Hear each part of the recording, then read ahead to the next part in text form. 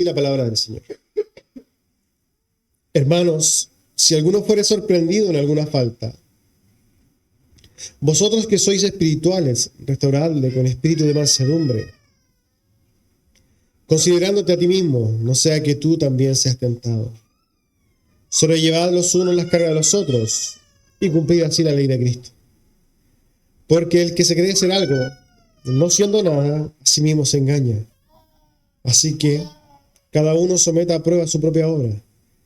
Y entonces tendrá motivo de gloriarse solo respecto de sí mismo y no en otro. Porque cada uno llevará su propia carga. Hermanos, tomen asiento. Recordamos nuestras actividades antes de pasar a la predicación. Los días miércoles a las 8 de la noche tenemos nuestro culto de oración. Asimismo, los días viernes a las 8 de la noche tenemos nuestro estudio bíblico, que seguimos, ¿no?, estudiando el libro de los Salmos. Y el día de hoy guardando este hermoso día del Señor. Desde las 11 de la mañana, ¿no?, y terminando a las 7 de la tarde con nuestro culto evangelista. Pasando a la predicación del día de hoy, que tiene como título Sobre los juicios, amados hermanos.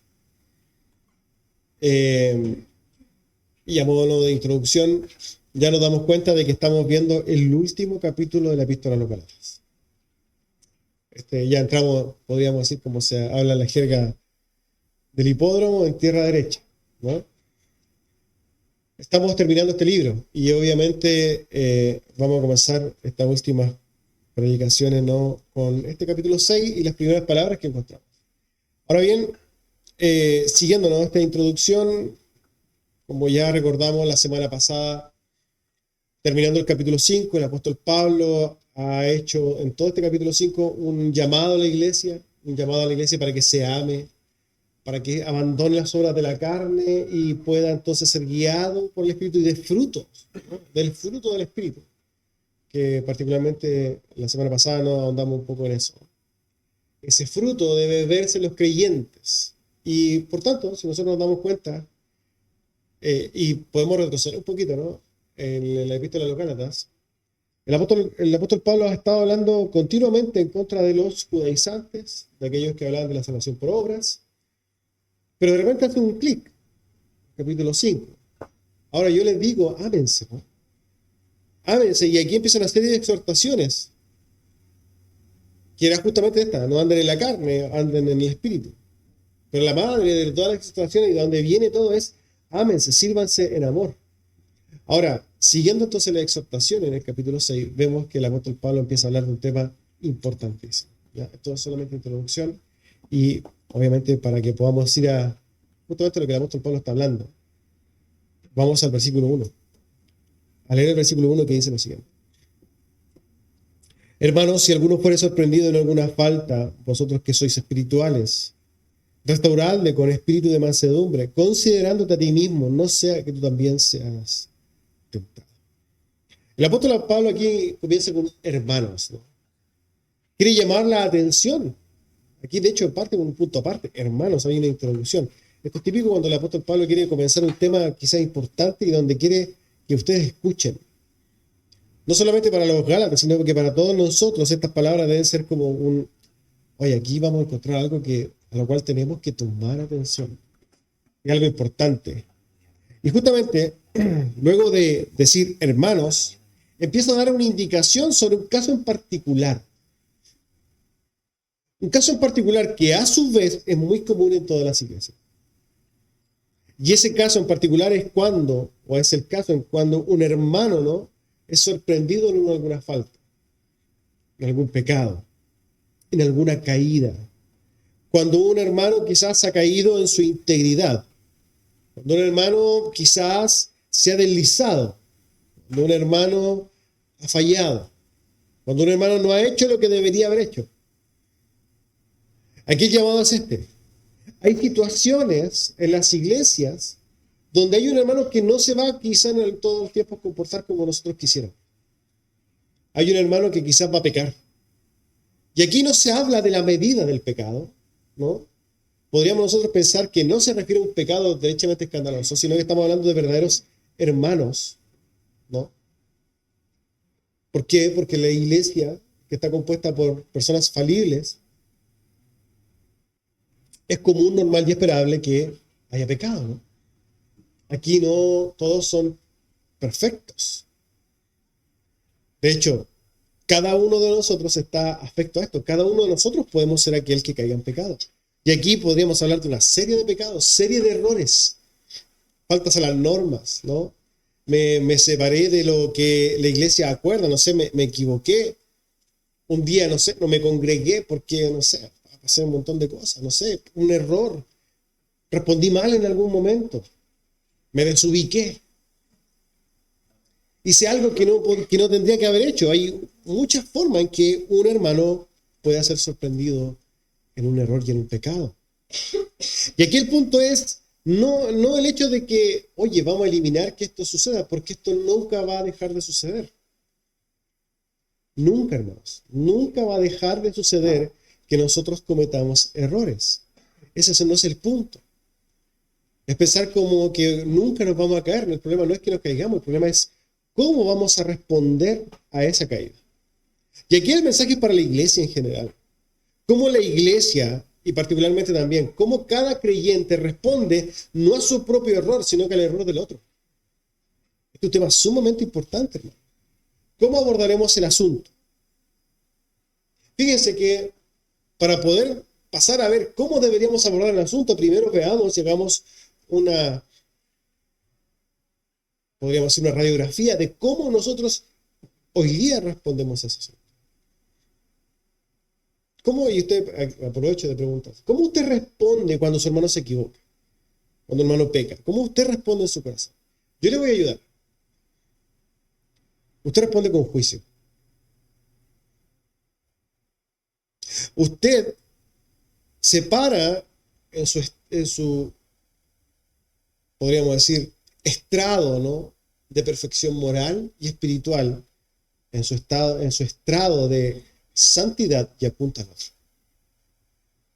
Usted se levanta la voz inmediatamente para acusar el error de los demás. Usted se enoja y se ira contra el pecado de su hermano.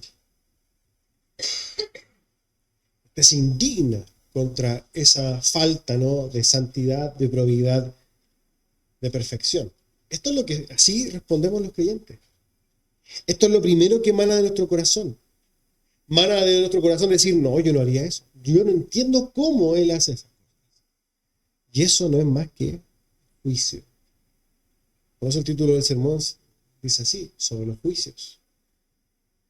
Es muy fácil enjuiciar, hacer juicios con la conducta de los demás. Cuando un hermano cae, y esto es algo que alguna vez lo dijo, la iglesia es el único ejército que cuando un hermano es herido, los demás lo pisotean. Lo que sucede es generalmente en los ejércitos, que cuando uno es herido, un soldado cae y le disparan, otros lo levantan, ¿cierto?, entre los dos y lo llevan. Pero en la iglesia no sucede eso generalmente. Lo que sucede generalmente en la iglesia es pisotear al que cae. Y el apóstol Pablo está hablando justamente de este tema. Y hace un llamado a un tipo de personas, las cuales están escritas ahí en el versículo 1. Un llamado particular ¿a quiénes? A los espirituales. Yo les digo a los espirituales, dice el apóstol Pablo, ¿cómo tienen que actuar los verdaderos espirituales? O por lo menos los que se dicen a sí mismos espirituales. Y esto puede ser irónico, ¿no? Pero generalmente los que se ven más espirituales ellos son los primeros en enjuiciar. El apóstol dice, los espirituales entonces tienen que hacer algo, y es restaurar al que ha caído. Restaurar, hermanos. Restaurar significa arreglar, volver a su estado normal, ¿no? Eso significa restaurar. Se habla, ¿no?, de restaurar pinturas, por ejemplo, reliquias, cosas antiguas. Lo que hacen los restauradores es tratar de dejarla tal como estaba en su estado primero. El llamado del apóstol Pablo es a restaurar a aquel que ha caído. Ahora, esto no se puede hacer si es que primero está el juicio. No se puede restaurar cuando lo que se hace es todo lo contrario, hacer juicios. Fíjense que el mismo Señor Jesucristo en el Sermón del Monte, Mateo capítulo 7, dice así: no juzguéis para que no seáis juzgados, porque con el juicio con que juzgáis seréis juzgados, y con la medida que medís os será medido. ¿Y por qué mira la paja que está en el ojo de tu hermano y no echas de ver la viga que está en tu propio ojo? ¿O cómo dirás a tu hermano, déjame sacar la paja de tu ojo y aquí la viga en el ojo tuyo? Hipócrita, dice el Señor Jesucristo. Hipócrita, saca primero la viga de tu propio ojo y entonces verás bien para sacar la paja del ojo de tu hermano. Es fácil juzgar.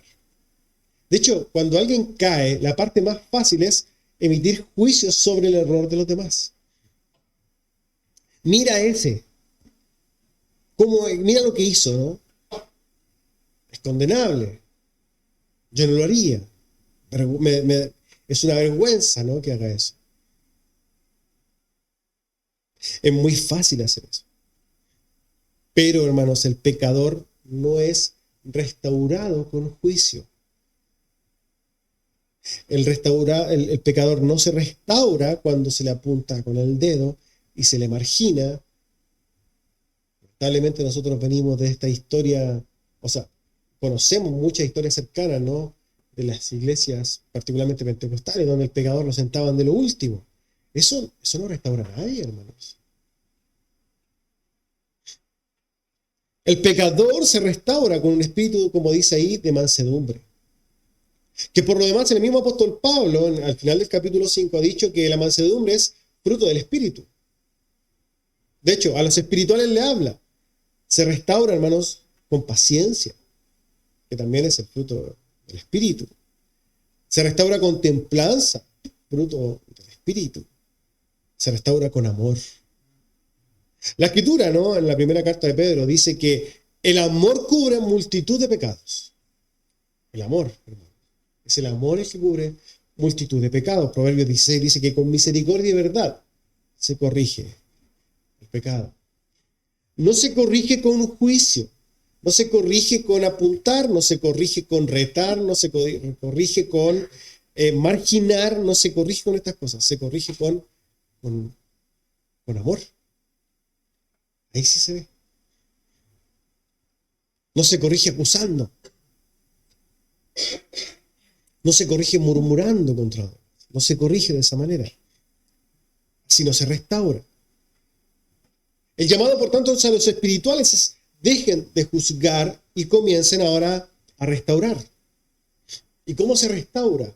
Siendo pacientes, siendo misericordiosos, siendo amables, siendo bondadosos, siendo tiernos, siendo afables, siendo considerados, siendo comprensivos, siendo amorosos. Ahí se ve realmente a los espirituales. Volvamos a la radiografía, ¿no?, de cada uno de las iglesias y, ¿por qué no, de nosotros? ¿Cómo nos comportamos cuando vemos a aquel que cae? Generalmente somos duros, soberbios, altaneros, déspotas, arrogantes, implacables, pendencieros. Así nosotros nos mostramos, ¿no?, en las iglesias evangélicas para con el pecador.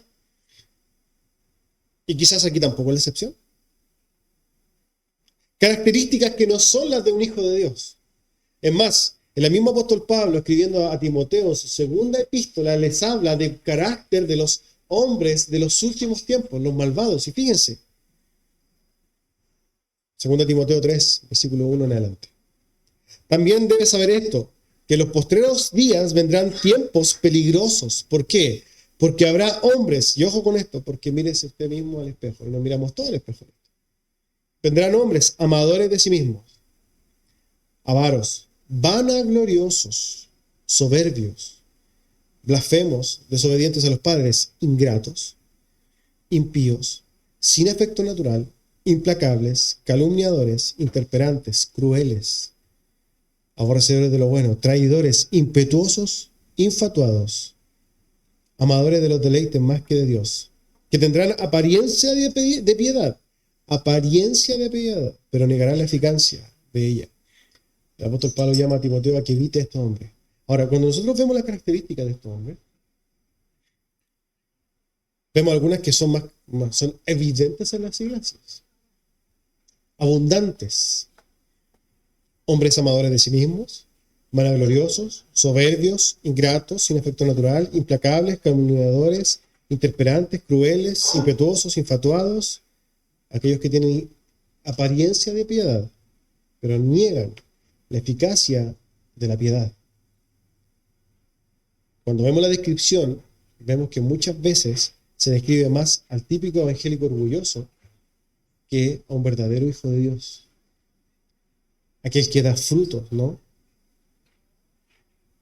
Como hemos dicho, es fácil, hermanos. Es fácil juzgar. Es fácil emitir juicios. Es fácil cuestionar las decisiones de los demás. Eso, hermanos, es lo más fácil. ¿Por qué?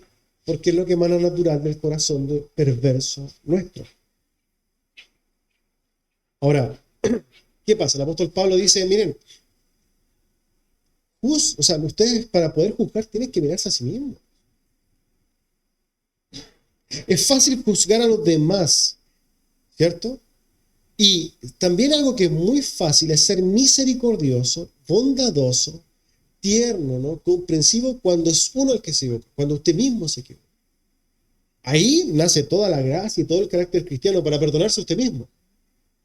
Cuando usted se equivoca, ¿no? Ahí inmediatamente viene toda la comprensión, ¿cierto? Y toda la espiritualidad para justificarse. Y el apóstol Pablo justamente está enseñando esto. En vez de cuando usted quiera juzgar, mírese a usted mismo. Ahora, pregúntese esto. ¿Qué pasa si es que cae usted? ¿Cómo se va a tratar? Y por lo demás, yo estoy seguro que está caído. Todos nosotros hemos caído en error. Todos nosotros nos hemos equivocado. Todos nosotros hemos caído. Ahora, cuando está caído, ¿cómo le gustaría que se trate? ¿Cómo le gustaría que usted fuera? ¿Usted le gustaría ser restaurado? ¿O le gustaría ser juzgado? ¿No? Puesto ahí como ejemplo de impiedad. Estoy seguro que cada uno de nosotros quisiera ser restaurado en amor, comprendido, ¿no? Ahora la pregunta es ¿por qué sucede a los creyentes que no hacen eso cuando el que se cae es otro? Esto habla del orgullo. Esto habla del orgullo evangélico, del que se ve a sí mismo santo. El que no se da cuenta, pero se ve a sí mismo como alguien realmente superior en santidad que los demás. Y el apóstol después va a desarrollar esto, que no es así. Usted no tiene de qué jactarse. Y hay que sentar esto de base inmediatamente. Aquí no hay ningún santo. Cero. No tiene de qué jactarse. De hecho, aquí no hay ninguna persona, pero ninguno de nosotros que pueda jactarse de su santidad. Cero. El apóstol Pablo mismo va a escribir a los Corintios. El que piensa que está firme, mire que no caiga. Tenga cuidado, hermano. El orgullo evangélico es un cáncer. Nosotros tenemos que medirnos en nuestra justa medida, que nadie tenga una imagen superior de sí mismo. Porque eso es terrible. Esto nos transforma en enemigos de la fe, básicamente. El apóstol Pablo escribiendo a los Romanos, versículo 12, dice, por la gracia que me es dada, a cada cual de los que está entre vosotros, que no tenga más alto concepto de sí que el que debe tener, sino que piense de sí mismo con cordura, conforme a la medida de la fe que Dios repartió a cada uno. Nadie se piense superior, nadie se piense demasiado santo, nadie se crea lo que no es.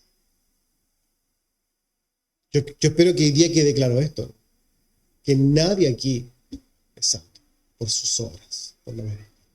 Nadie aquí tiene o cumple algún estándar de santidad superior. No. El versículo 2 de este mismo texto, el apóstol Pablo dice lo siguiente: acompañándonos a restaurar, sobrellevad los unos las cargas de los otros y cumplid así la ley de Cristo. El apóstol llama entonces a mirar al caído y acompañarlo a llevar su caída, su lucha, su pecado, su maldad, su error. Llama entonces a luchar hombro con hombro con él. Llama a ser un sostén para él, una ayuda para el caído. Lamentablemente, desde la posición no orgullosa del que juzga, en vez de ser un aporte para sobrellevar el castigo, lo que hace es ponerse encima del peso. ¿Para qué? Para que se haga más pesado. Pero llamado para seguir la ley de Cristo. ¿Y cuál es la ley de Cristo? La ley de Cristo es: amarás a tu hermano como yo te he amado a ti. Esa es la ley de Cristo. La ley del amor. ¿Y cómo podemos amar, hermanos, si estamos juzgando? El juicio va en contra del amor. El juicio se interpone o se antepone al amor. Es imposible amar cuando se hace juicio. De hecho, podríamos decir que el antónimo de justicia es la misericordia. Y la misericordia es una manifestación del amor. Se ama cuando se es paciente. Se ama cuando se dice la verdad, pero en amor, obviamente. Se ama cuando se apoya. Se ama cuando se soporta. Se ama cuando se espera. Se ama cuando se comprende. Se ama cuando se alienta, no cuando se juzga. Y quiero aclarar esto, ¿no? No significa que el pecador no deba ser, quizás en casos, llevado a disciplina. Eso no, no está hablando de esto el apóstol Pablo. El apóstol Pablo está hablando del corazón. De hecho, la disciplina se hace para justamente restaurar, y por eso hay pasos. Cuando uno llama a alguien, ¿no?, que ha pecado contra ti, tú lo haces en amor, ¿no? Tú lo invitas, le dices, abres tu corazón y le dices: hermano, has pecado en esto, has pecado contra mí. Y si el hermano, si tú en amor dices, oye, lo tratas de llevar quizás a corregir, pero en amor, con misericordia, bueno, has ganado un hermano. Pero si no, ya traigamos un testigo. Pero eso es disciplina. Aquí estamos hablando de cómo nosotros en nuestro corazón no nos damos cuenta de que somos enjuiciadores. Y que el juicio habla de que nosotros creemos tener un estándar o una superioridad moral y de santidad. O sea, nos vemos a nosotros superiores. Hay un orgullo, una sobreestimación de nosotros mismos y de nuestra calidad santa. Y eso en los creyentes no puede existir. No debe existir en la iglesia, hermanos, porque eso no restaura. Eso mata. No es solamente decir la verdad, hay que decirle el amor. Y hay que ser paciente. Y hay que ser comprensivo. Hay que mostrar misericordia los unos con los otros. Fíjense que aquí está hablando de la iglesia. La iglesia debe ser un ejemplo, es columna y baluarte de la verdad. La iglesia debe ser el ejemplo, ¿no?, para el mundo. Pero ¿cómo vamos a ser el ejemplo del mundo? La iglesia evangélica hablando. Si es que la iglesia se devoran los unos a los otros, así quizá el apóstol termina el capítulo 5. ¿Cómo se van a estar devorando los unos a los otros? No, tiene que haber misericordia. La misericordia debe verse en la iglesia. Y hermanos, en las iglesias hay gente débil en la fe, gente más madura en la fe, pero todos y cada uno de nosotros estamos afectos a caer. O sea, cada uno de nosotros puede caer. Yo me puedo caer. El diácono se puede caer. Los miembros se pueden caer. Todos nos podemos caer. No piense usted porque ahora usted es miembro, ahora usted básicamente es incorruptible. No, hermano. Y eso no le da derecho para ponerse en un estándar o un estatus, ¿no?, de superioridad moral. No. Mire con misericordia al pecador. Jesús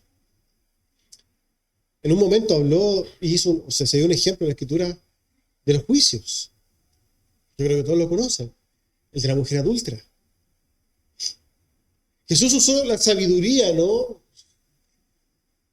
divina para hablar de los juicios. Los hombres traen estos, podríamos decir, hombres que vieron el pecado de una mujer y dijeron: tenemos que castigarlo porque nosotros queremos hacer juicio. Hemos visto que ella, ¿cierto?, ha cometido un pecado vil y nosotros, que somos superiores moralmente y somos más santos que ella, vemos el pecado en ella y tenemos que castigarla.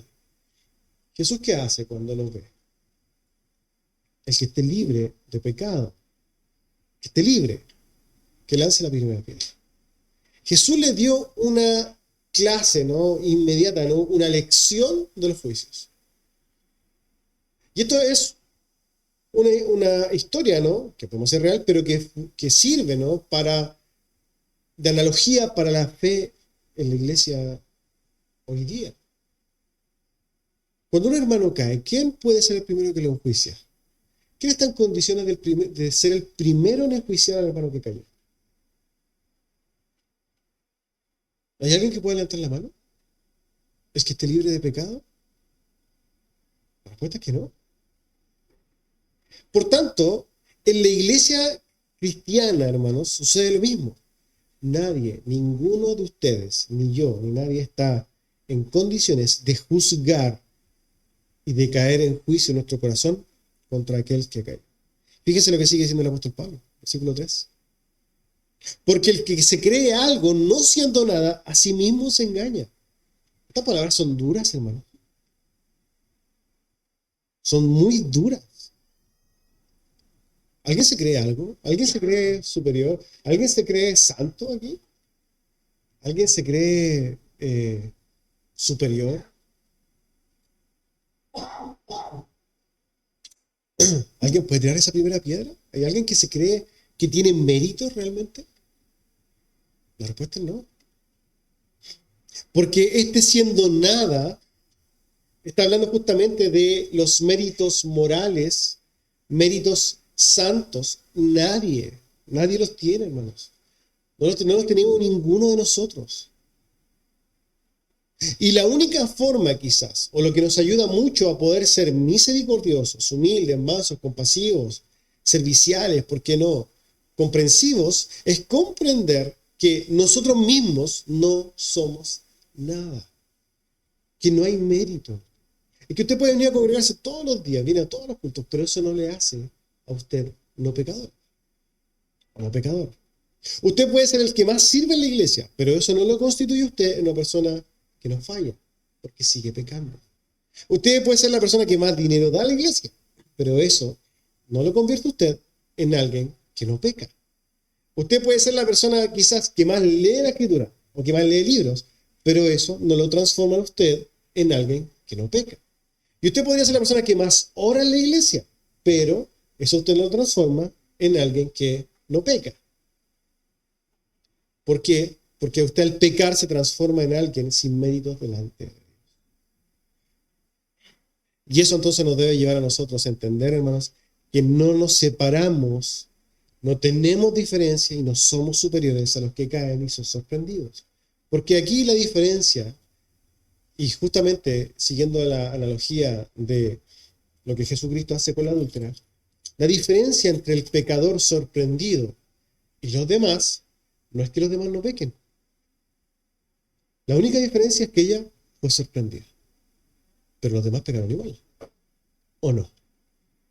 Cuando él les dice que el que esté libre de pecado, básicamente le está diciendo esto. Aquel que no tenga pecado, cuando nadie pudo tirar la piedra, ¿qué dieron a entender esto? Que todos habían pecado. Aquí en la iglesia sucede igual. Puede que alguien no sea sorprendido externamente en un pecado, pero yo le firmo algo y estoy dispuesto a firmarlo aquí. Cada uno de nosotros somos pecadores y seguimos pecando. Por tanto, en esa condición no tenemos nada que hacer. No tenemos absolutamente ninguna condición para pararnos en un estándar moral de superioridad para juzgar a nosotros. Fíjense lo que sigue diciendo el apóstol Pablo, versículo 4. Así que cada uno someta a prueba su propia obra, y entonces tendrá motivo de gloriarse respecto de sí mismo y no de otros. Qué maravilloso lo que dice el apóstol Pablo. De hecho, cuando lo veía era algo impresionante. La sabiduría, la precisión con la cual el apóstol Pablo argumenta. Él dice, bueno, aquel que realmente juzga, ¿no? Y siguiendo la línea del argumento, él dice, bueno, pruébese, sométase a prueba usted. Usted que juzga, sométase a prueba. A ver. Sea objetivo para poder determinar en usted cuán santo es. Ahora, nosotros que ya tenemos un poquito de conocimiento bíblico, sabemos cuál es el estándar. ¿Cuál es el estándar? La ley de Dios. La ley de Dios es el estándar. Ahora, sométase a prueba eso. Sométase a prueba ante la ley de Dios. Y cuando usted ante la ley de Dios se halla irreprensible, cuando usted ante la ley de Dios se halle sin falta, entonces tiene todo el derecho de gloriarse. Pero ahí tenemos un gran problema. Un problema muy grande. ¿Por qué? Porque cada uno de nosotros, cuando se mida frente a la ley de Dios, va a hallarse reprobado.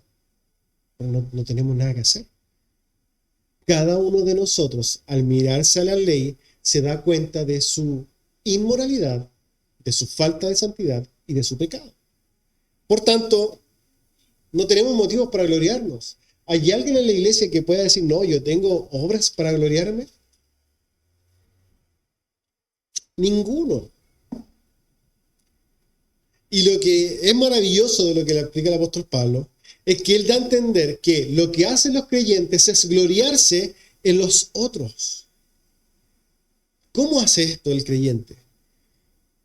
¿Cómo el creyente se gloria en otros? Porque se mide con los otros.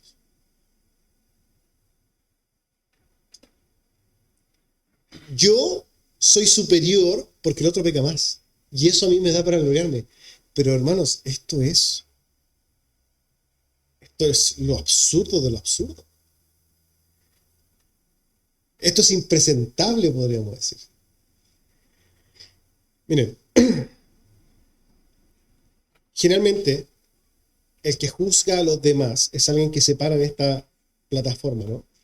Moral. Yo soy superior, yo tengo obras superiores. Pero el apóstol Pablo está dando a entender que ninguno de nosotros tiene obras para hacer eso. O sea, que en realidad ninguno de nosotros tiene argumentos morales, éticos, de conducta y de obra para poder gloriarse. ¿Por qué? Porque somos todos pecadores.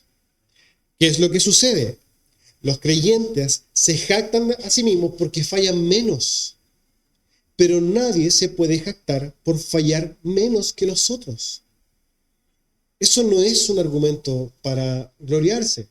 Esto, para darle quizás un ejemplo, es lo mismo que dos personas estén conversando y estén viendo su lamentable situación y uno diga, yo debo 1.000.000 de pesos.